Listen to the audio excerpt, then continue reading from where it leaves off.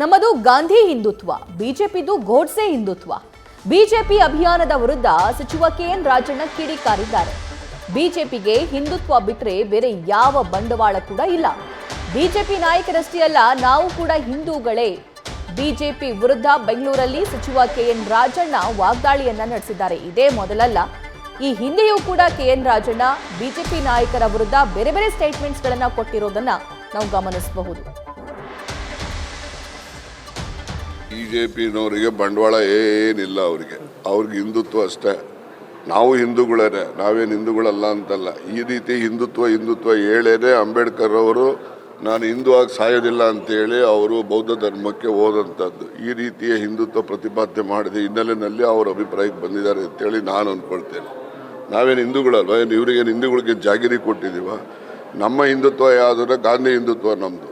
ಇವರು ಪ್ರತಿಪಾದನೆ ಮಾಡೋದು ಗೂಡ್ಸೆ ಹಿಂದುತ್ವ. ಇವರು ನ್ಯೂಸ್ ಫಸ್ಟ್ ನಿರ್ಭೀತಿಯಿಂದ ನಿಮ್ಮ ಪರವಾಗಿ.